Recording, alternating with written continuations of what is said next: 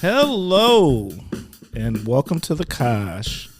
I'm your host, Timber Smith, and the Kosh is a podcast that spotlights people who have had an association with the Oshkosh or surrounding Fox Cities area. Good morning. How's everybody doing out there, Kosh listeners? Once again, it is a wonderful, wonderful Saturday morning. Nice and early.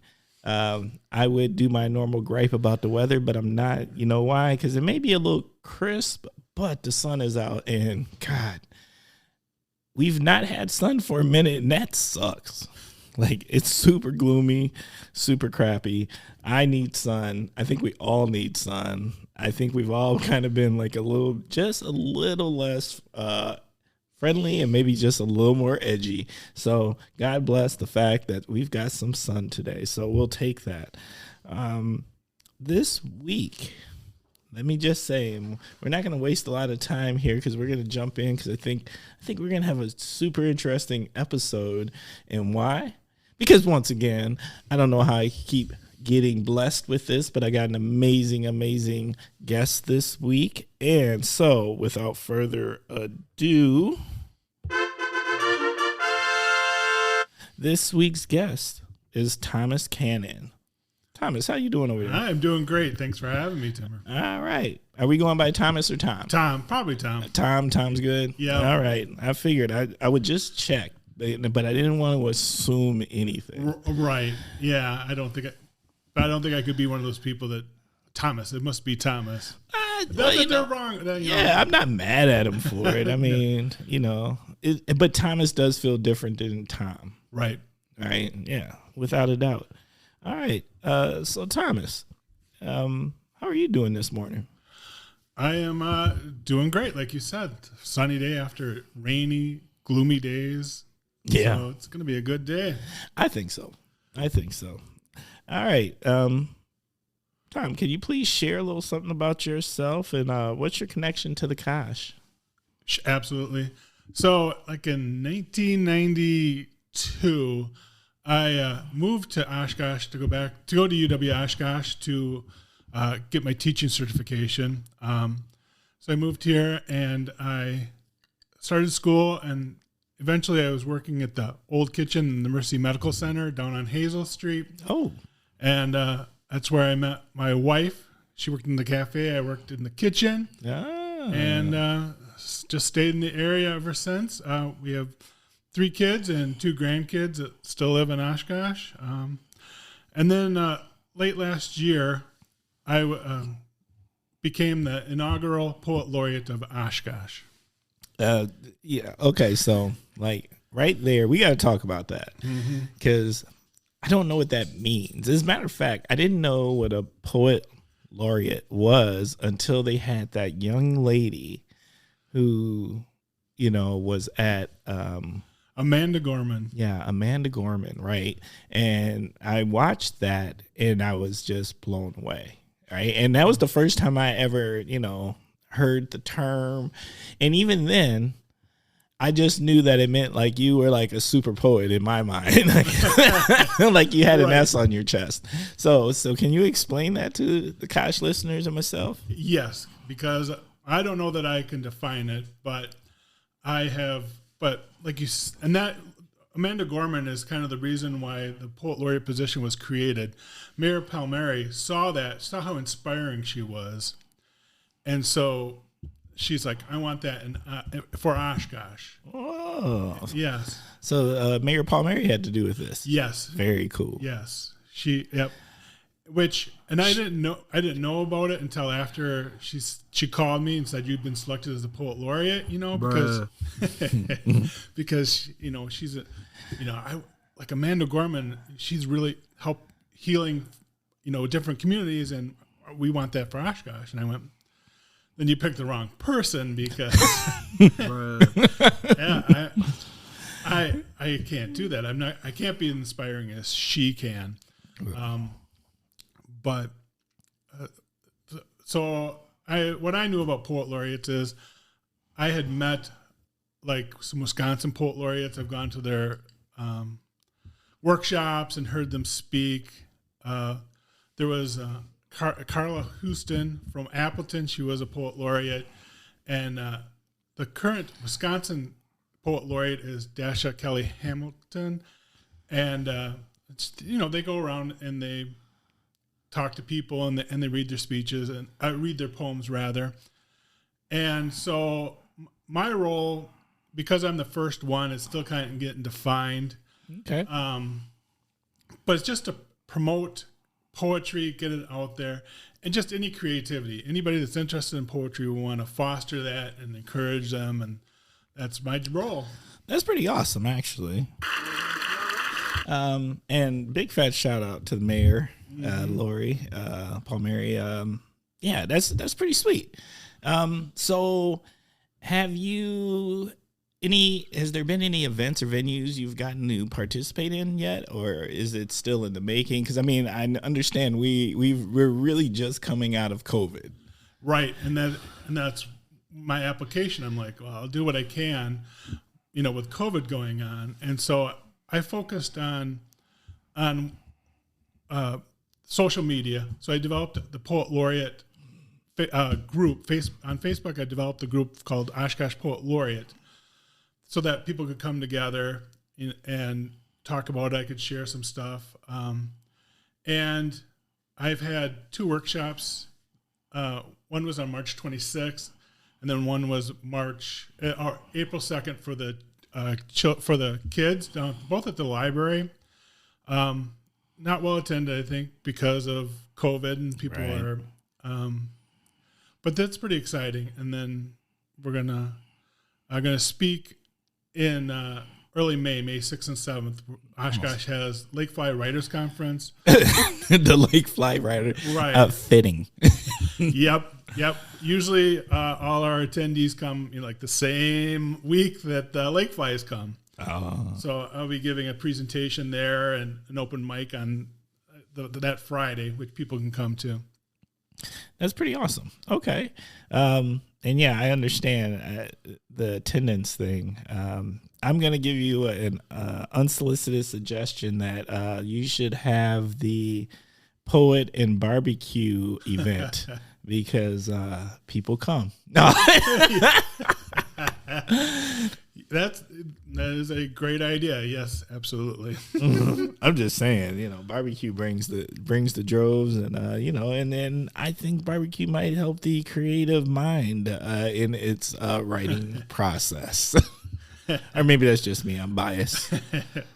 So if I have one, you'll come. Yeah. Yes, I'll tell you what. I will come. Not only will I come, if you put a grill in front of me, I'll grill something for the people. Okay. You heard it here. Folks, I did volunteer to work the grill. Okay, so a spatula and then a piece of paper and a pencil so you can write a poem while you're grilling. While I do it, yes, and it will be about barbecuing or smoking something. Yes, like a blues song. Yes. All right. Awesome. You ready to jump into the first segment? Yeah, absolutely. Awesome. The first segment is what in the world is going on with. This is where you start with the phrase what in the world is going on with, and you tell us what's on your mind. So, Tom, what's going on?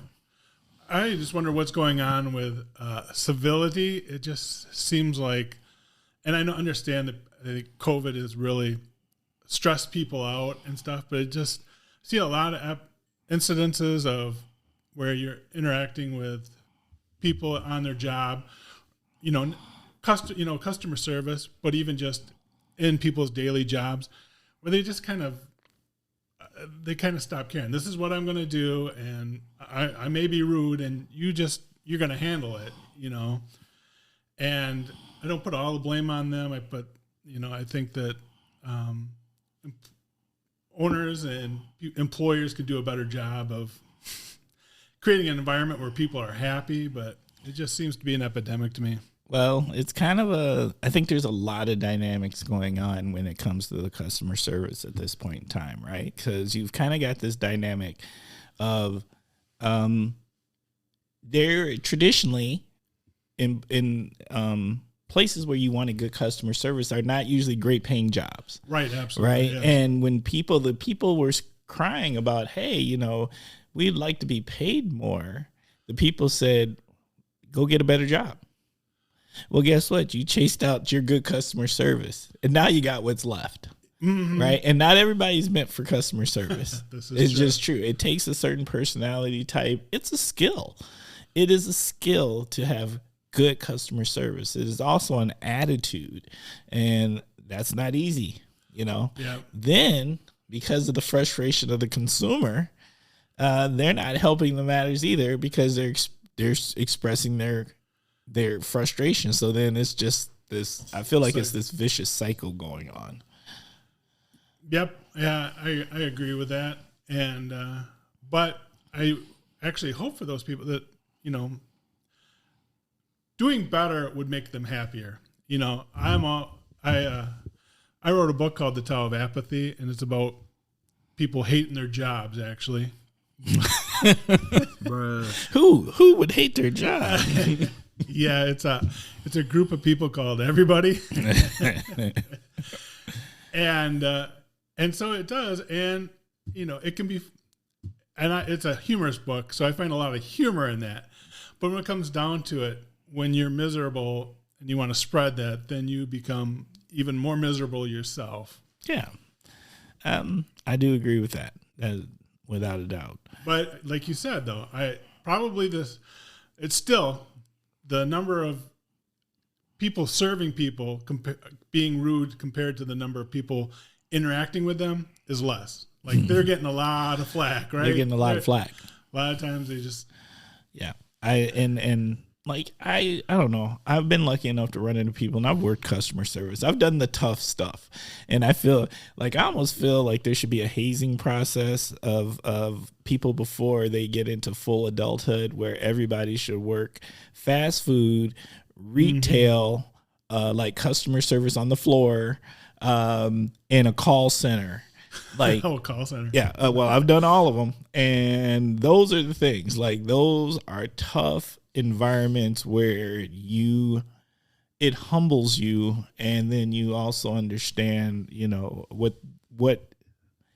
the person on the other side of that is feeling or what they're dealing with. Mm-hmm.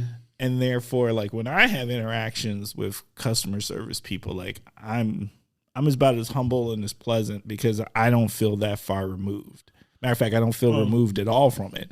I put myself in their shoes, and I feel it's my job as the consumer is to make this interaction as pleasant as possible, because they got another 100 or 200 that day to do. Mm-hmm. So if I can be really pleasant and say hello and ask them, are you having a good day today, and those kinds of things, that might carry them through the day. And it might make the next customer's interaction better. So I'm really thoughtful about that. My interactions with like cashiers and salespeople and all of that, because it matters. Yes. And I think I'm pretty careful. I've just the thing that kind of spawned me, it wasn't the only thing, but I was at a chain coffee shop, which maybe I was getting what I deserved. Bruh. Yeah, I should maybe should have frequented our local communities, but I wasn't. And just to see somebody, a lady came up who was apologetic. Oh, I'm sorry, but this is what I wanted. And the lady just kind of the worker looked at her and gave her a glance and threw the cup away and then slammed it down. And then I talked to her, and she was rude too. But I'm a big guy, so I try to be friendly and not rough. Right. Because because you are a really tall gentleman, that perception is even larger than what it even may be. Right. Yep. I'm very cognizant that they might be already a little nervous, or what I'm going to say is going to be interpreted, as a little scarier. Yeah. No, that's fair. Okay. What in the world is going on with voting? And here's my problem. So I like to do the absentee ballot, right? And get the absentee ballot and get it for me and the wife, bring them here to the house. And before, I could just go fill it out and put it in envelopes, do all the things, whatever they want, check this box, sign this, put the address in. And my wife would take our ballots and go drop them off at City Hall. at the drop box. You can no longer do that because you've got to drop it off individually. So give my wife the ballot, which is just me filling it out and leaving it on the kitchen table. She takes both our ballots, goes to drop them off. There's no longer, you're not allowed to drop them off in the drop box anymore. You must take them and give them to somebody. And she goes to give them, and they're like, which one's yours? Well, this one. I can't take the other one. What is that? Because here's my thing. Seriously, there's not that voter fraud. Right. This is dumb. Dumb. That's just dumb. So your spouse can't take it. You can see right there on the name, same address, this person, that wife's telling you this is my spouse's, but no, we must individually drop them off separately. Why? That's just the voter suppression tactics is dumb. And here's my thing. I could see if there was actually a problem, but there just isn't. There was never a problem. It's never been a problem. Right. It's funny when one party wins, no one says there's a problem with voter fraud. Right? Right. Yep. And so I have a problem with things being put in place to just make it more difficult. Seriously, this is a local election. What are we trying to overturn in this local election that you feel the need to make this harder to do? Yes, it has to be an overall attempt to suppress, because there's no facts. There's nothing. There's just nothing. There's just people saying there is. And so, give me some facts. Show me some evidence. Do something other than just doing it to do it. And here's my thing. I think what's eventually going to happen is the people who are putting these things in place, it's going to hurt their vote. Right. Because that's eventually what's going to happen. It's going to actually, the people who are trying to do it to help them, eventually you're going to suppress your own voters because it's hard for everyone. Yeah, because eventually they're going to need the votes. Yeah, and things have changed. Life has changed. Our cultures have changed. People's lives are a lot busier. Yes, so it has to change. And it did change without any bad effects, really. Wait, I'm not even asking for it to change. I'm just asking for it to operate the way it always had. I mean, it wasn't. If it had operated this well for this long, why all of a sudden do we need more protocols in place? If I remember something, and I try not to get too political because, I don't operate from a political space myself per se, and I try to stay in a nonpartisan space. But if I remember something, I think there was a party that used to be the party that fought against bureaucracy. Oh, they were the ones that were like less government. They were the ones that said less things in our way to do things. Get to work. Yep. Make it less. That's my problem. Do the things that you say you represent. That's what I'm asking for. Mm-hmm. Yep. That's where I'm at with it. Sorry. That one just made me super frustrated. I've been listening, and you usually do stay away. You stay away from. You don't avoid it. But usually you're not. Yeah, because I don't think there's a wrong party. No, I agree with that. Right. I don't think one party is right and one party's wrong, or any of that. I just want common sense things, and I want our government to work in a common sense way. And I don't care what your affiliation is, but this isn't common sense, and that's why I'm frustrated. That's it. Yep. Another trip for no reason. Another trip for no reason, a waste. All right. Segment 2. Our next segment is word associations. This is your opportunity. I'm going to say a word, and you tell me what comes to mind. So the first word is food. Air fryer. Oh, bruh. I like that. Yeah. Okay, break that down. Yeah, my wife and I have we got the air fryer out, and we don't have a lot of space in our kitchen. But we find that just kind of staying there because you pretty much put anything that you want in there. Of course, you got the typical stuff you would fry, but you can make put ham and cheese and a biscuit, and put it in there, and it cooks it up. Cooked different types of meats and stuff in there. I like me. I have an air fryer, and the people that know me. I am an Instapot fanatic. I love the Instapot, and so Instapot made an air fryer, and I was like, okay, I'm gonna buy the Instapot air fryer, and we make fish in it, and it comes out just fantastic. Yes. So I like that one. All right, cocktail or beer? Well, I enjoy beer. I really kind of enjoy when we do go out to go down to Fletch's and take one of those Oshkosh local craft beers, and they're very tasty. But the thing I find I look forward to is going to a beer garden during the farmers market and having me a Bloody Mary. Oh yes, do you got a favorite place? Who's doing it the best? The best. Or your favorite? Yeah, the side yard's nice, but I think that the Magnet, I think we really enjoyed that, but now it's closed. Yes. Oh, yes, that's right. I forgot that's closed. Okay. For the farmers market, I like to slide to Oblio's. I heard they have really good Bloody Marys. Yeah, they do a pretty good job there. Okay, I like that. Bloody Marys it is. Have you had one of those crazy Bloody Marys where they put all the things on it? Yes, I think it's time to revisit that. Bruh. But there used to be a small, I think it's closed now. I'm pretty sure it's closed. But out on Jackson, Roy's.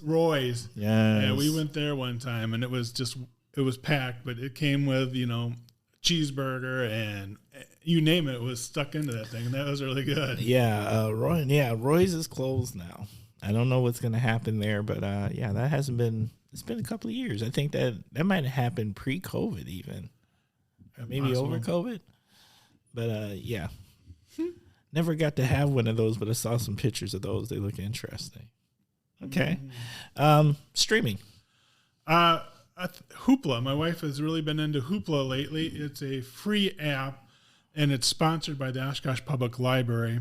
So you go there and you put your library card in, and then just one time, and then it has audiobooks and I think ebooks and different videos to stream. And that's a great way to get free materials that you might want from the library, but you can get it without having to go there. What have you downloaded lately? That's what I should ask. There's a Wisconsin author, Dr. Larry Watson, and he's something with Pritchard. I don't remember the full title of it, but he's had a lot of books. Montana 1948, and the whole series is, most of his books are set out in Montana, of course. But his recent one of his books was Let It Go, and it was made into a movie with Kevin Costner. He's just a fantastic writer, and he used to be my professor at UW Stevens Point. Oh, okay. I've used Hoopla, and it's amazing. And just for the Kosh listeners out there, you can download this in your whatever your app store is that you're using, Google App Store, the Apple Store. And then if you go to the library, they'll actually help you set it up. They're super nice.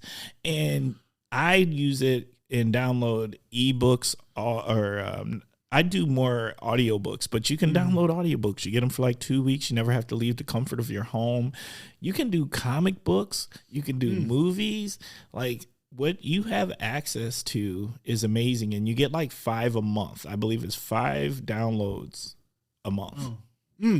So I used to like it quite a bit. I used to download a comic here, you could do magazines too. You could do. Oh, really? Yeah, so I get an ebook, get a audio book, a comic book, a magazine, and I'm still got one more download left, and that was pretty good. So it's super slick how it works. Yeah, and I'm an author, so I want people to buy books, but I also want people to support the library, and I think the library has an accountability, and so the more people use their services, the more the city can go. We like that. We want to keep funding that. Absolutely, and that's super important to fund the library. Okay, shop local.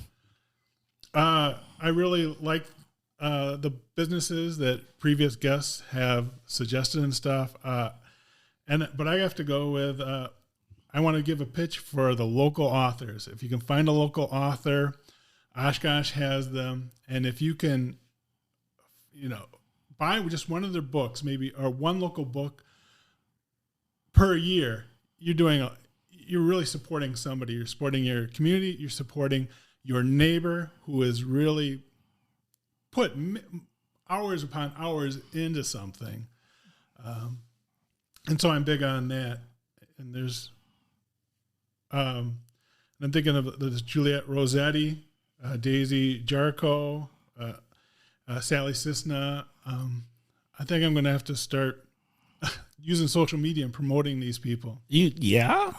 And I do believe you just did some shout outs. Tom's doing shout outs. He didn't even know he was doing shout outs. No, I didn't. That's fantastic. I went to the grand opening of the Venue 404. I do believe that's the name of over there on the corner of Main Street and Algoma. And there was a young lady in there selling her book. And I wanted to buy it so bad because I don't know what it was, but when I walked past her, and I don't remember what the book was about, but it was something about her, this young lady, and she was young, selling the book, and I just wanted to support her so bad, and I just didn't have the cash on hand at me at that particular moment. But if I see her again, the next time I got her, I'm going to buy a book because I feel you on that one. So much goes into a book. It's so personal. And to have local authors, one book a year, I can do one book a year. That's not bad at all. And I would love to support that. I went to that open house as well, and I saw her there. And first I blew by her because I was jealous. What, you didn't think to set up a table? Yes. Yes, Tom. And I didn't want somebody so young having more success than me. But I actually I was looking for it this morning. I went back and I bought that book, and my wife and I had a discussion with her, and I'm going to find the book and read it and post it, and just because she was a lovely young lady. And do you remember her name? No, I don't. All right. Well, if you just happen to be out there listening and you know who you are and we're talking about you right now, I would love to have you as a guest on the Kosh. So, reach out at askthekosh@gmail.com, and love to have you as a guest so we can talk about your book. Oh, yes, because, writing a book is actually, it's a huge undertaking. And then, to publish it, and I think she probably self-published it, to pick out the cover, and then to go out there, to put that table out there and say, this is my book. That's... Yeah. It's got to be empowering and vulnerable all in the same breath. Yes. I am going to have to get her name. And my sister-in-law was like, oh, I just put her book on reserve. So it's at the Oshkosh Public Library as well. So okay. No, I want to check that out. I've always secretly wanted to write a book, but I don't know if I can. It's one of those that I got to do that a little closer to end of life because I don't know if the world needs to know all of Timber's adventures. I don't think they're ready for those. Do. No, man. If I had a book, it would be called "You Don't Want These Problems." Believe that. Okay. Literature. Actually, that was my literature was talking about that young girl that was at that open house. Okay. And again, I'm reading Juliette Rossetti's book. So there's just a lot of literature from local Wisconsin writers. Michael Perry is a huge name. Nicholas Butler, Liam Callahan, representing Wisconsin. All right. Tom over here doing more shout outs than he's not even saying. I'm just going to keep calling you out, Tom. You should, yes. All right. Community. I feel like I'm just hitting one note here, but for me, the community is in the Oshkosh writing community. It's a growing community. Try to just reach out and support each other. And it's kind of small, but it's very wonderful. It's very supporting. Like probably almost 20 years ago, Ruth Percy from the Oshkosh Public Library, she started this writers group. Okay. You know, and I was going to ask if there was an organized group. Yes, and I think there's a couple others, but yeah, like first and third Saturday, the Oshkosh Writers Club meets in the library. Over COVID, it met on Zoom. But it's an eclectic group. But I just remember coming there and there's a circle, we got like 5 chairs out for that first meeting. And before they get started, I think they had to make the room bigger. There's like 36 people. Yeah. So you meet a lot of interesting people, a lot of people that I find really memorable. And they're actually people that inspired me to go for the Poet Laureate. Because like you said, the Poet Laureate is the super poet. Well, I don't know that I fit that bill. I do have I've been writing poems forever, for a long time. I have quite a few published, like in journals and things like that. But I don't go around with the poet hat on. But I met lots of people in that group that didn't even have books published, but they were poets. Going to do some shout outs, but I think these people passed away. Oh. There's an LA lady, Dorothy Maxwell, and she had her family had her poems bound just at Kinko's, and the same with Carl Schultz. These people, they came, they had their poems. I remember Carl, he'd come into the writers group, and the writers group is to critique things. Here's something, how can you help me? How can you make it better? Nice. And so you just don't want somebody to come in and read, but he had a pass because it was just neat to have him come in, pull the poem out of his pocket, unfold it, and then. Did he wait? Just so the Kosh listeners know, like there's hand gestures going on right now, and he might have put it in his shirt pocket, like right, yes, like it's probably folded. Right, he was one of those authentic old time guys. Had the flannel shirt with the 2 pockets and the suspenders, and he just delighted as he read his poems. That's awesome. Mm-hmm. Okay. I don't think writer community counts. It's nice to know there's a formal group for writers. I think a lot of people would like to know that. So we will make sure that we put that in the podcast notes. Okay. So Tom, make sure that, I don't send me links if there's links, Facebook links. Hopefully, I'm wondering if there's any social media ones, because that seems like that would be a good place also where there should be a local writers group where there's that connection of some sort. So like they post online and things like that? Maybe within the group. It could be a private group or something like that. It just seems like that would be smart, right? Yeah. Because it's easy. Here's my thing. I'm always thinking take the things how it was done traditionally and modernize. Mm-hmm. And that would be the modernization of the group. Yes, and when we were meeting over Zoom, it was boot camp, I think it was, where you could share it. Okay. But there's another more informal group that I am a member of, and you just did Google Drives. Ah, okay. But there you go. I like that. Yes. Kosh Hidden Gems. That's our next segment, and this is your opportunity to talk about something in the Kosh or the Fox Cities area that you think is a gem, and maybe tell some things about it, of why you think it's awesome, and hopefully it's something that our Kosh listeners can learn from. Okay. Well, I swear I have interests outside of writing, a few, but my hidden gem is that Lakefly Writers Conference. It's held every May. This year it's May 6th and 7th. It's been going on for several years. It didn't go on last year.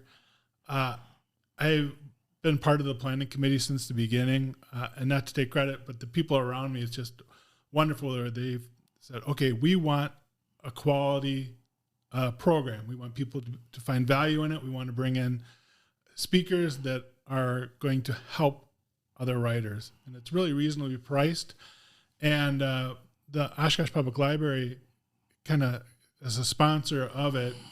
And they said, no, it needs to be downtown. We need to support the downtown. So it's held at the convention center every year. Awesome. Is it just a one-day event, or is it multiple days? It's a 2-day event. It's May 6th and 7th this year. I'm actually going to have a poetry workshop on the 6th. I think it begins in the afternoon on Friday. Do you got any keynotes or anything? Yes, this year, and I can't. Well, we'll give you an opportunity to look that up. But that sounds like a really cool. That's a new one. That is definitely a new Oshkosh gem. Yeah, I don't think that a lot of people know about it. No, not that I know everything, but I can say that I didn't know it exists. But I do know there's a lot of people who would like to know that exists. Probably a lot of people over in that, what I will say, the English department of UW Oshkosh, perhaps. You probably have some of them already. Yes.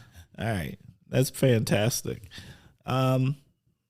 We can come back and talk. If you come, we'll put a link. Is there a website? Yes, there is, lakeflywritersconference.org. And we've had some really well-known keynotes. And like we had one of the lawyers for what's his name, the murder for the movie, the Netflix thing about making of a murderer. Oh, yeah, we had one of those lawyers. He was a keynote. Okay, and now that would be interesting. Yes, it was interesting. And in past years, we had a coroner come and talk about that, so that writers that wanted to talk about murders could get some food for thought. What? Wow. And so this year, I don't know if he's very well known, but Dean Robbins, he's big in Milwaukee, and he's just a very good speaker. And David Michael Williams, he's not a huge, well-known author. I don't know that he's going to bring a lot of names in, but he's pretty well known in the Fox Valley. He's a Fond du Lac writer, and he has a bunch of books out, and we've had him in the past, and he's just a really good speaker and helps those writers out that like to write fantasy and things like that. Okay. Awesome. We will be sure to put some podcast notes about the conference, because I think that'll be a great connection. Mm-hmm. All right. What's the Kosh need? I am going to steal Grace Lim's answer. We need an indie bookstore. Recently I discovered the bookstore up in Appleton, and that's the kind of bookstore that I like. I like Barnes and Noble. That's cool. But I want that bookstore where it has new and used books, and they have just books crammed on these big shelves, and you never really know what you can come back next week and there'll be something you didn't expect because somebody had returned a book, sold a book, they found a book, and I think we need that. Yeah, I think that would be cool. I like bookstores because you never know what you're gonna. It's much like the library too. Like I like rummaging through the library and just going to sections and be like, oh, I never heard of this or saw this or any of that. So, okay, bookstore. Next segment. The next segment is the Naughty/Heroes Corner. The Naughty/Heroes Corner is where you nominate something, someone, an organization, whatever, to the Naughty or Heroes Corner. All right, Tom, what do you have for us? I wish I had a naughty for you, but I have heroes. And so I nominate Damascus Road and organizations like those. Damascus Road fights sex trafficking. And my wife and I toured Damascus Road during that 404 venue. I've toured it before.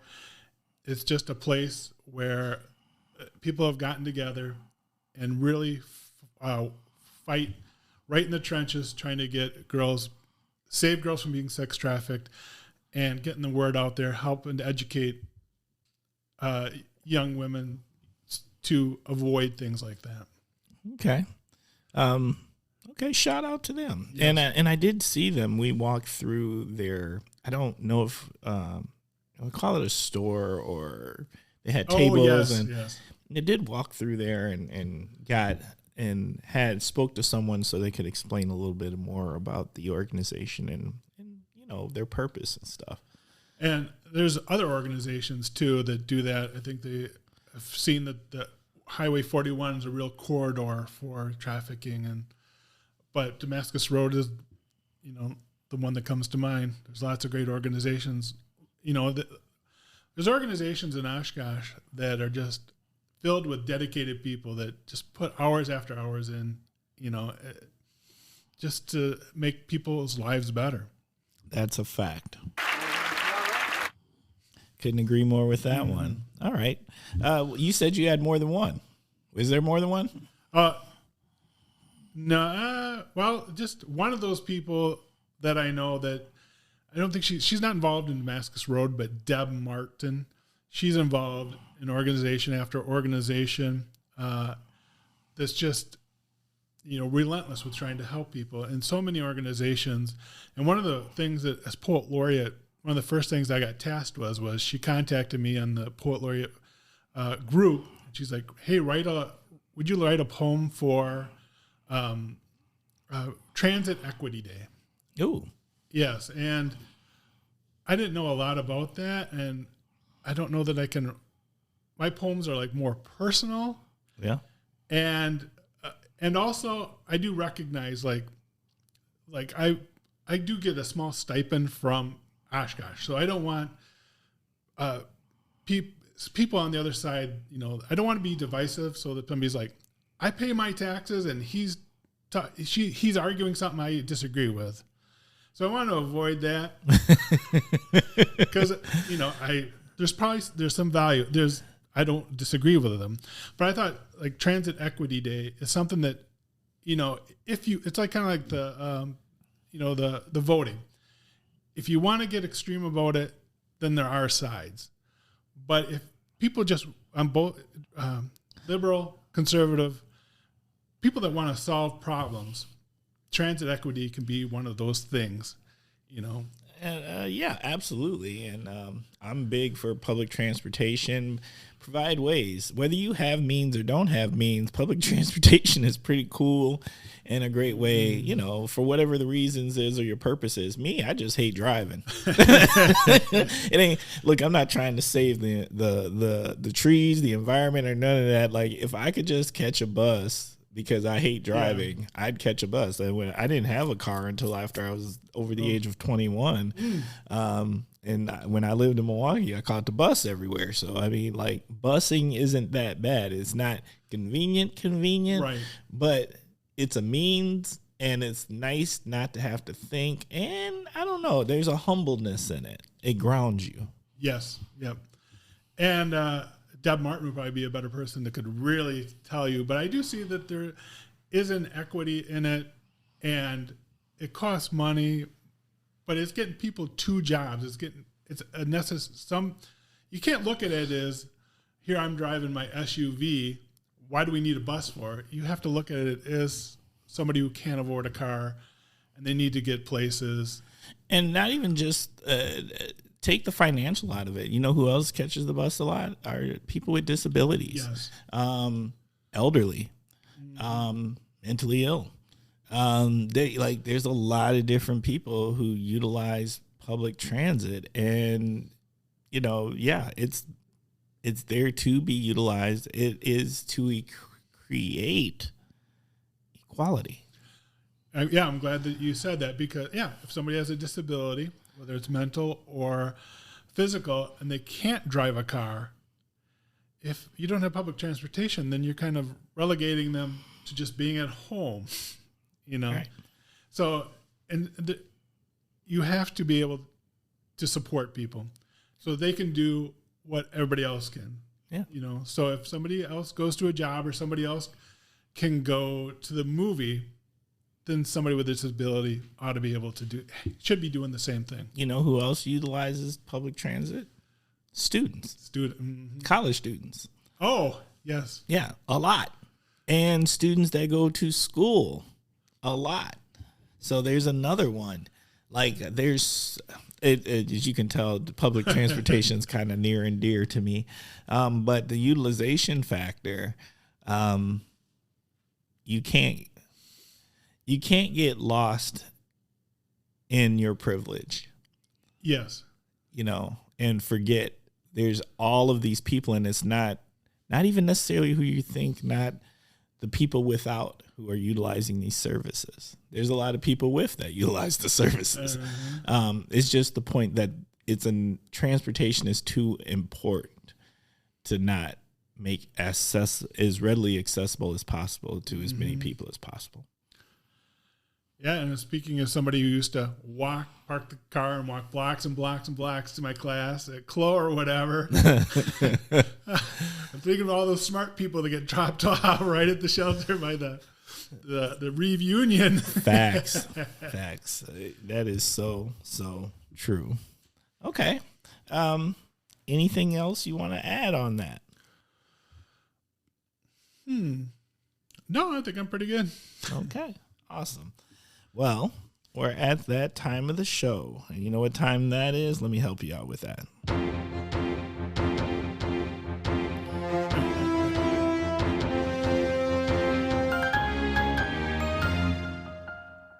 Every time we play this music, there's such a big giggle in the room. And that means it is time for the topic of the week. And the topic of this week is National Poetry Month. Uh-oh. Yes. Let's get into this time. As the poet laureate, I'm kind of more of a poetry all year long type thing, but it's something that should have its own month. Other things do, and Oshkosh is really trying to promote that as well. They're down in the library, they have a poet tree where young people can pick out a leaf, write a poem on it, attach a poem to it, and then they put it up on the wall. Oh, because I think that poets used to be young poets. I think that's where they get their start, and hopefully less, keep people from dropping off from doing poetry. Bruh. Facts. And even if they're high school age, they don't have to go and fill out a leaf, but they go to Oshkosh Public Library, go to their website, and they have a place where you can email your letter to. This month also began a poetry walk downtown. Oh. There's different poems up in different businesses, and so you can take a stroll and check out some of the poems that people submitted. We had 180 submissions for this thing, and they picked out like 20 of them. That's pretty cool. Mm-hmm. That's big, actually. Yes, people were pretty overwhelmed. I'm new on the inaugural, so I don't know I don't know if it's good or bad, but I like that. Okay. What is there any other things happening? This is on my mind, so I'm going to say it. I work for the city of Appleton right now, and they do this cool thing where they get poems from the community, and then they imprint them in sidewalk blocks. Oh. And so, like, in random places on pathways, there's this cement square with this poem in it. I would love, and I'm saying this so that those people in our public, our local government, and maybe our mayor, if there's any influence there, maybe that's a cool idea of something that can be done, because it brings a personality. It makes it personal. Who our residents are of the city. Yes, and I read through. I saw all the entries, and it's amazing what people talked about in their poems and how they wrote it and how they wanted to express themselves. Any favorites? Anything that sticks out in your mind? Probably the top one, and it's downtown in one of the stores. It's just a poem about. It's not deep, but it's talking about somebody who brings home a elephant. Yeah. Bruh. Okay. I'm with that. And, and then some of the poems that wouldn't really fit, because there was poems that about people talking about abusing substances or a rough childhood. And it didn't seem appropriate, put that downtown, you're walking and you're looking through things. Right. But, I think that's really what poems are about. I think that's how they start, right? Is somebody's upset and they're trying to process something. They're trying to figure things out, and they just motivated to get it out on the paper. And I think that that's a great thing. And I think that as you write, and I find myself doing that, even just journaling, writing out your problem, not even a journalist, write it out. Like you're going down, I'm going to write this out. And all of a sudden you start writing, and thoughts that you didn't have all of a sudden are coming up. And sometimes solutions come up because you are activating a different part of your brain when you're putting it onto paper, when you're using your hands to create words. And it just expands what you're thinking about and maybe reframes it. And I'm a big proponent of writing a poem to take control of the situation. Something happened to you, and you want to, write it out and take control of it. This is your story. And I think that as you make it into a story, you kind of separate yourself, the pain from it, and then you kind of take control of it. But I also want to really encourage people to write happy poems. And this is, poems about stuff that make them happy, because we forget about those details. So let's sit there and write a poem. I know some people are probably like, no, thank you. I don't know. But, somebody that especially if somebody you love, or your children or your significant other, they will appreciate a poem. But if you can just sit there and, I love them. And these are the reasons why. And you can really hone it in, give it to them. I mean, they're going to feel great about it. And you could just sit there and savor it. You're just thinking about it. You're spending some time going, this is why I really love this person. This is why I really love this thing. And scientists say that that's a habit of a happy person, is to sit back and be able to savor something. Right. And then when you present the poem, then you're able to then just spend some more time with it. Okay. That's deep. Do we have like any, I don't know what they call them, like when poets gather, or not even poets, when people gather and poetry is shared, like poetry slams or anything. Do we have any of that locally that you know of? No. Is that the correct term? Poetry. I think poetry slam is a term that I don't know that there's a real big difference, but some people call it poetry slam. And I created and held two open mics, and they were at the Planet Perk. Okay. And we haven't done one in a long time, and I'm thinking I'm planning. I just have to talk to the owner, Ken, and say, and he's open to it. He's like, let me know, and we'll do it again. Shout out to Ken. He's a good dude. Yes, I've heard nothing but good things. He's really involved in the community. Yes, and Ken's part of our vet community, so we got mad love for Ken. Yeah, and it was kind of cool to go and talk to him. He's like, "Do you want to do this? Sure, come talk to me." And he's getting orders together. We're in the back room, and so this is what you need. You need a microphone, and he goes, types it up, had everything ready, and it was a very nice evening. And just quite a few people that I knew, and somebody from Racine, Boya Sharif, came, and she's around in the community. She likes to do karaoke, and that's how I know. I think there's a slight difference with the slam versus like an open mic. Open mic, okay. And I think that I probably opened it up to more than just poetry, so that people that don't write poetry, maybe the people that write a short story or an essay or something, have an opportunity to have an audience as well. You're giving voice. Yes. Yeah, I like that. Mm-hmm. That needs to happen. Okay. That's right.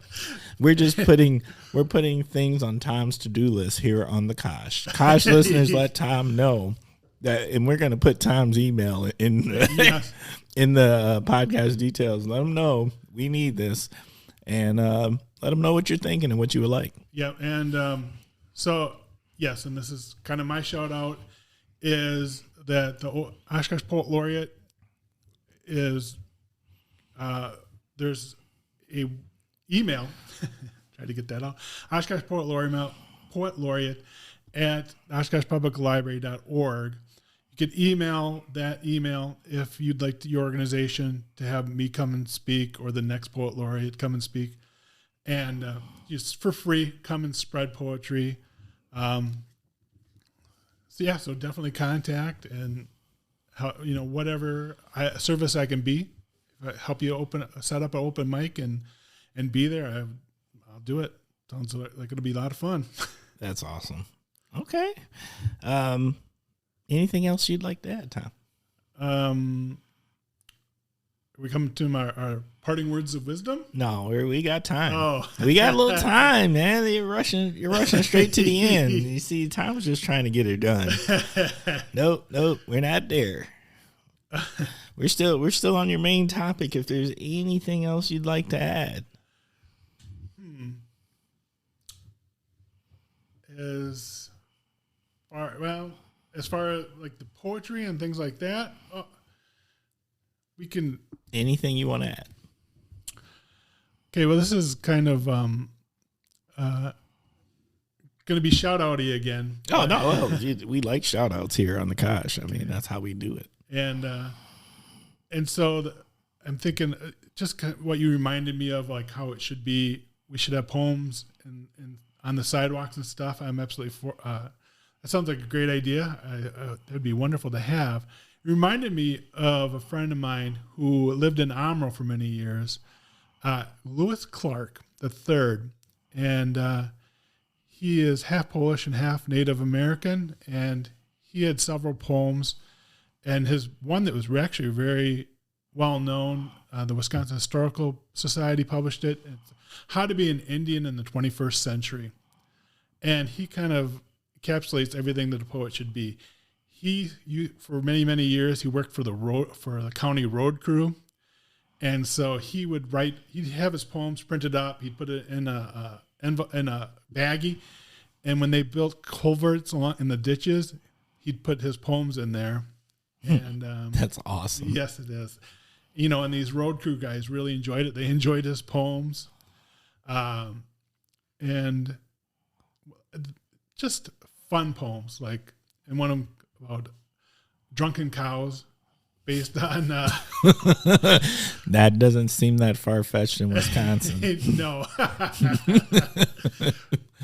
But he was talking about somebody got like fermented corn. They feed it to their cows, and so it's just an enjoyable poem that, it's fun to read. And, but then he also gets to the heart of the matter about, in his later books, How to Be an Indian in the 21st Century. And again, sharing his story, kind of taking control of it and finding out what it was like to be growing up as a Native American in the 60s. He found out that he was an Indian because people, when he got to school, people beat him up and called him an Indian.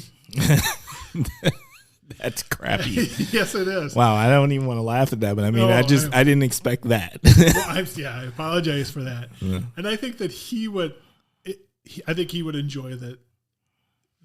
That it also elicited humor. That it was to be funny and serious. And Lewis Clark, that's him in a nutshell. Shout out to Lewis. Okay. Well, you know what time it is? I'll tell you what time it is. It is the time where we start winding things down. All right, Kosh listeners, we're starting to wind the show down.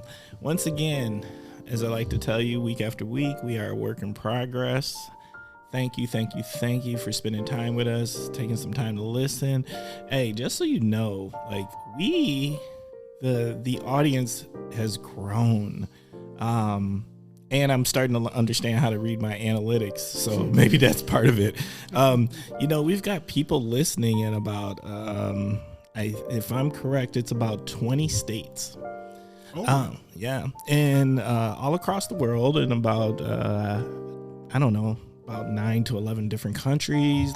Seriously, so Kosh listeners, understand you're not alone here listening and paying attention, and we appreciate you. If you ever want to be a guest, you already know I keep a 100% open door policy. Just ask.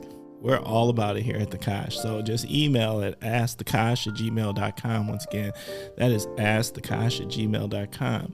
I'm hoping y'all are liking the new website, because I think the website does a great job of centralizing all of the episodes and content. But the website's very much a work in progress, and we're going to keep adding things. And the website is thekoshpodcast.com. Once again, that is thekoshpodcast.com. If you are linked up with us on Facebook, you know that I've got Kosh gear. That's right. Hats, t-shirts, check it out. $20 each. Would love to see you guys wearing the stuff around the Kosh. I actually think it's going to be the Hot Farmer Market gear, wearing the Kosh gear this summer. Because you know what? I can guarantee you this. I wear it, and every time I go out, someone's like, what's the Kosh? Then I get a chance to break it down to them, and they're like, for real? Seriously, Oshkosh is cool enough that you guys got a podcast that the individuals from Oshkosh to come on and actually talk about it. I was like, yes, we do. So it's pretty cool. And the last thing, I'm going to say it one more time. I'm working on my segment, but I've not had enough success, and I'm almost ready to let it go, but not quite. I'm going to say it one more week here. I want to start a segment called Ask the Kosh. Please feel free to email or leave a voicemail. I love a voicemail instead of a question, so me and the guest can talk it over. I've had 2 so far, and one got lost in the digital abyss. So I'm still looking for that question, but I am going to play it whenever I can find it. And I don't know how I got lost in the digital abyss, but nonetheless it did. That phone number is 920-385-9298. That is 920-385-9298. I need the questions, and I addressed this episode. You don't know this yet, but I did address a question that I did receive, the other one, in the episode before this one recorded. So it's out there, and it's a doozy. All right. Now we are moving on to the next segment, which is my favorite segment, which, if y'all know me, you know what time it is. It is shout out time. All right, Tom, what you got for shout outs? This is where I promote myself a little bit. You can do whatever you want. It's shout out time. I don't care who you shout out. It's your shout outs. Okay.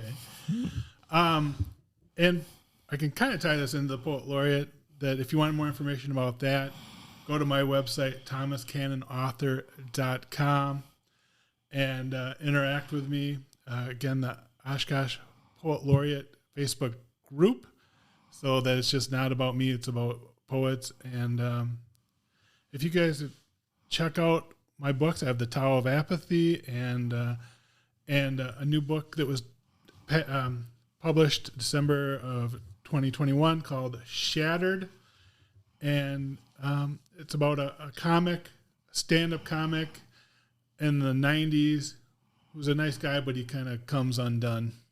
Actually, Ooh. That sounds about right for a comic.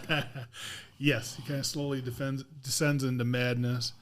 And he kind of thinks he's turning into an animal. So it's out there. But and then I also developed a chapbook called Wisconsin Time. Just to kind of celebrate the poems that I've had published in various different places. Okay, that's awesome. All right. Anybody else? I mean, because you kind of did shout outs throughout the show. Is there anybody else you want to recognize? Ruth Percy at the Oshkosh Public Library always does a great job. I want to thank Mayor Palmieri for creating this position. Even if I wasn't the person to be here, I still think it's a great thing to do and kind of forward thinking. All right. Agreed. All right. All right. Shout outs. This week's shout outs. I'd like to send a shout out to Allie Stribling. She's an intern. I met her the other day. What an amazing conversation. The future looks bright is what I will say. And sometimes it's just nice to meet young people on their journey as they're becoming who they are and having really high-level conversations, honest, authentic conversation. And she kind of blew me away. Yeah, I think people want to bash, the young people, this generation, they don't know how to work. But there are amazing people that are wonderful, hardworking, have these great ideas, and they're wonderful, and they're really caring people. Very much so. So I agree, the future does look bright. Future looks bright. Shout out to my man, Ryan Thompson. Hey, every once in a while you're lucky enough to meet somebody and you didn't know that you were connected at a certain point in time. And I met this gentleman through some professional connections and sat down and we had coffee. And what I found out was he ran in, he kicked it with some of my really good friends from college, and we knew like a bunch of people together, and it was like, oh my God, we probably actually partied together. And we just had the best conversation. So we started off in this professional place, but by the time we were at the end of it, it was just like, oh my God, dude, we're friends. And that was just kind of a fantastic feeling. Just through association. So that was really, really cool. I appreciate you. So big shout out to Ryan. Shout out to my man, Chris Annis. You are my spiritual guide, man. You good looking out. I appreciate you, man. Shout out to my friend Sean Fay. Like Sean Fay is my man. Like he is becoming like one of my best friends by far. Big shout out. And one shout out to Sherry. You know who you are, Sherry. Thank you for everything. Thank you just for being solid for almost 30 years now. I appreciate you. All right. Now is the time and you got a choice, Tom. So this is parting words of wisdom, but lately we've been offering another option. So you got three options. You could take A, B, or C, which is option A, you can give parting words of wisdom. Option B, the question is, what would yourself of today tell your 12-year-old self? Or you can do option C, all of the above. Good. I love a challenge. Hey, look, hey. So, however you want to finish off the episode. So, tell me. All right. Well,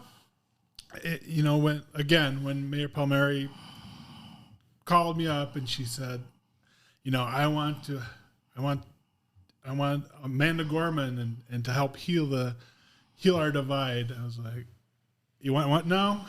I mean, you got the wrong person. But, but then I got to thinking about it, and I'm really into writing. I believe writing does amazing things, and there's many different skill. It doesn't need, if you're not a writer, there's many things. There's scientists have looked at what are the habits of happy people, and I found myself relating to poetry. Any kind of writing is very conducive to these happiness skills. And I think that if we can do these things, which I'll name in a minute, we're going to be happier people. If we're happier people, we're going to be nicer to people. And then I do think that will help us get over being so much in conflict, so divided, so angry at each other. And so, I just, like I said, you savor things, gratitude. If you write down every day 1, 3, 10 things that you're grateful for, that changes your mindset. If you can write a poem about things that you're really thankful in your life, that gratitude leads you to a different pathway. I think, and again, the savoring of it, and even just working out your problems through writing. It can be almost like meditation, and wherein you write, it's cathartic. You have an emotional release, and you kind of take control of your problems. You can, and for me, people can be so stressed out nowadays, any days, and anxiety, and they got worries on their mind. And so, and I have worries I've had, on my mind. And for a long time, I've written it down. Okay, this is what's bothering me. This is the terrible thing I'm going through. And then I can close it up. I know I'm going to worry about it, but I can close it up. I can say, I'll come back to it because it's right there. I can pick up my worries, but for now, I can just relax, forget about it. So what I would tell myself, 12-year-old self, was, just keep writing. Everything's going to be all right. I like that. Just keep writing. Just keep writing. Okay. Well, wait, let me, because I feel like that was a mix of, was that the all the above? Did you pick C? Because I don't want to cut you off, because I don't know if you have more, because I get the feeling you might not be done. I don't know that I could ever be done, but I think that was the completion. I'm worried that the longer I talk, the farther out there, like, the more muddied I'm going to get. That is hilarious. I love that. All right. Fair enough. All right. Well, what'd you think, Tom? How was it? Oh, thank you for having me. This was a great time. Yeah. I knew I was going to enjoy it, but I just thoroughly enjoyed this. I agree. You were. This was fun. Great conversation. And let me just put this out there at the very end, because I'm putting it at the end because I didn't want you to have a response to it. We need a poem for the Kosh.